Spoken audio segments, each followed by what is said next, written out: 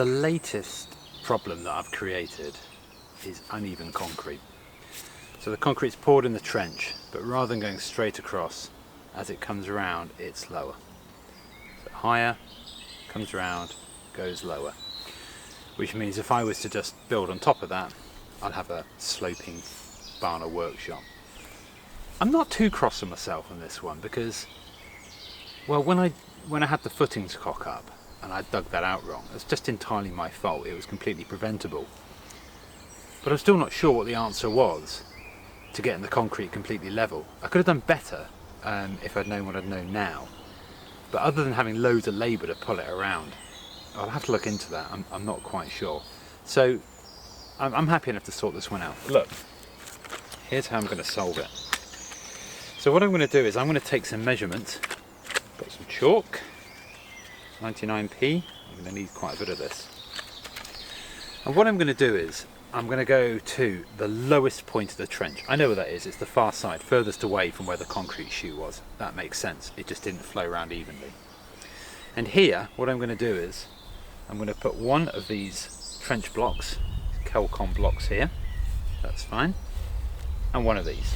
Now, that gives me a height of, well, as it is here, 395 mil, but about 405 with a 10 mil mortar joint. The approximate difference in height between the very top and the very bottom, I haven't got it completely accurately, but it's between 32 and 36 centimeters, 320 to 360 mil.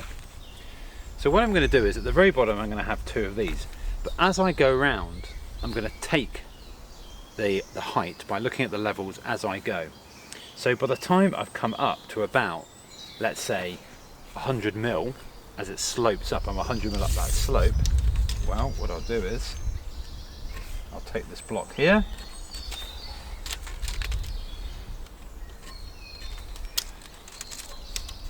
and I will cut the block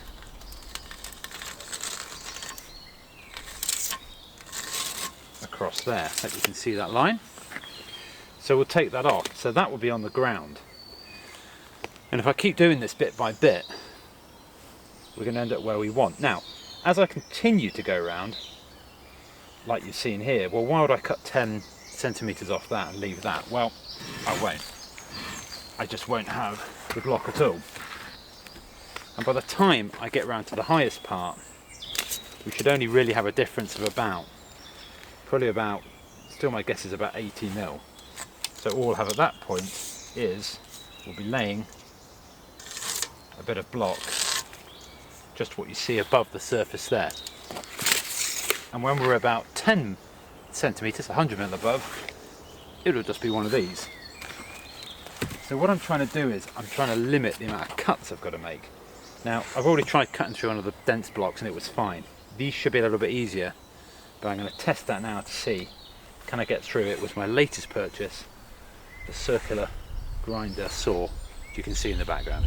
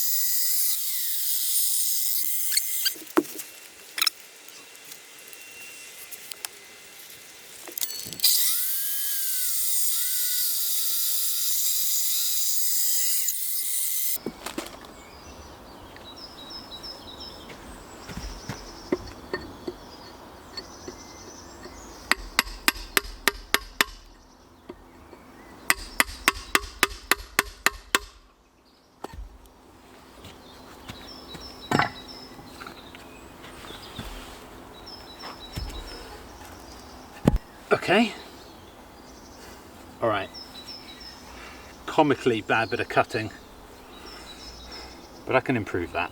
Come on, that was my first go ever. Right, I'm going to have to get down super low for this one because I want to show you how I'm going to measure the heights. Now, where my chalk is here, just in shot I think, but I can show you it as I go further back this way. So this is my kind of ground zero. This is like the lowest point. I've already worked that out using the laser, okay? Now this string, which is super taut, so there shouldn't really be any sag in it, is sitting one block up at each end, which is behind the camera and down that end. So it's sitting flush on top of a block, which means if this level here was the same height as back there, then it would be shade under 100 mil. But it's not 100 mil. So at this point here, it is 170 mil. So over this length run here, we've got 70 millimeters drop. That's what we've basically got to make up for. So at this point here, we're going to have a full big trench block and a full breeze block sitting on top, which if you remember would take it up to 400 mil, slightly over 405 with the joint. So as I go this way, you've noticed, or you should notice, there is a dot. Now the dot here is the width of each block. So I'm going to go round and I'm going to measure the height at each of these, and then that's going to tell me how much I have to cut each block by as I go round. Ingenious, if I may say so myself. Sorry my head's got cut off there. 15 and a half, 14 and a half, still 14 and a half.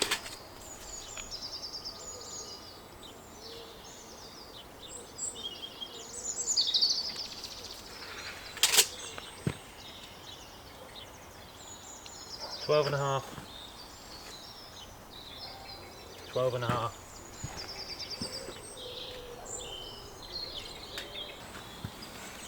I'm back. So I'm going to bring this up here, let's get a bit further in. Right, so what I've got my dimensions here, it says at 0, the first one, I know you can't read this, I'm 170 mil, but by the time I get to the end, I'm 100 mil, which is right. Somewhere in the middle, it's 12, 125 mil. So that gives you the slope. So that gives me the amount that I've got to cut off.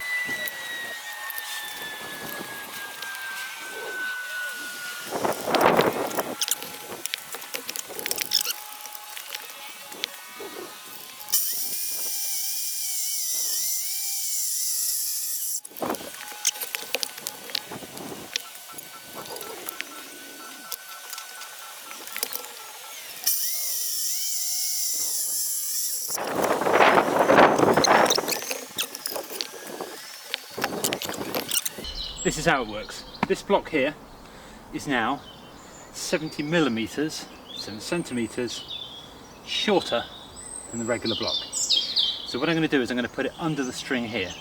At the other end, which is at the same level as this, I have tested this, I think, I'll put another block the same as this. I'll take another of these P13s, in fact it's already down there, and I'll put the string over the top.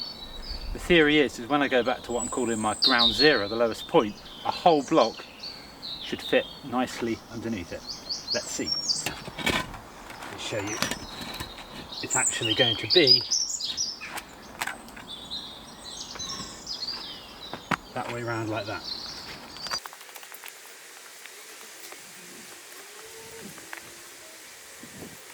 So this is a full-size block. This is our ground zero. Well, what do you know? So that's probably going to go somewhere like that.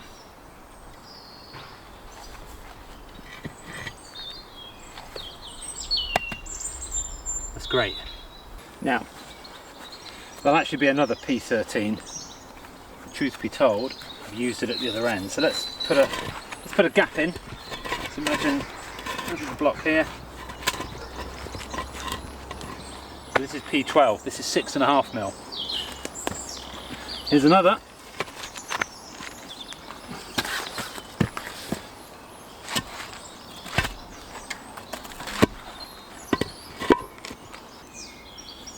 So here we are at this end. This one is in position 13. That is 70mm difference. There'll be another one of those at 70, and here's my two 6.5s. Now, look, come on, there's a bit of movement and there's a tiny bit of variability on top, but do remember that I've got a 10 to 20, 25mm mortar bed to go underneath, so I'll be able to tap those down nice and flush, and these rough bits will be inverted by the time we do this, so it should be a nice smooth line. What it does mean is, obviously, it's going to be a huge amount of work to cut all these blocks and work my way around the site. Well, that's my penance, I'm afraid to say, for not getting the concrete right in the first place.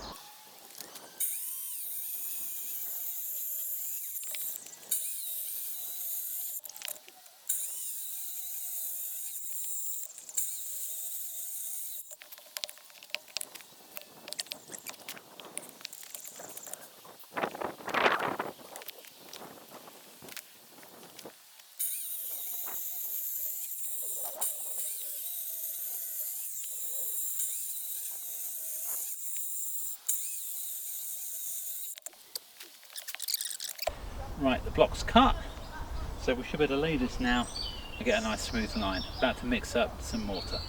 Well, we had a bit of a recording fail. I know that I set up the camera to record me first mortaring these in, but I haven't got any trace of the video. I think I just forgot to press the record button.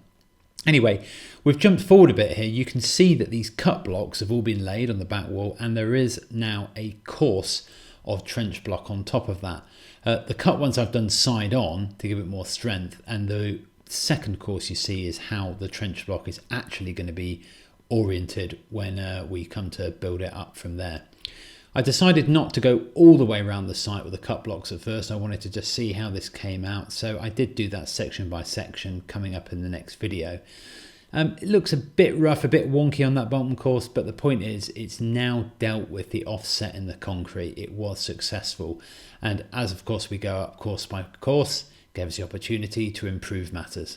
A lot of hard work, very satisfying.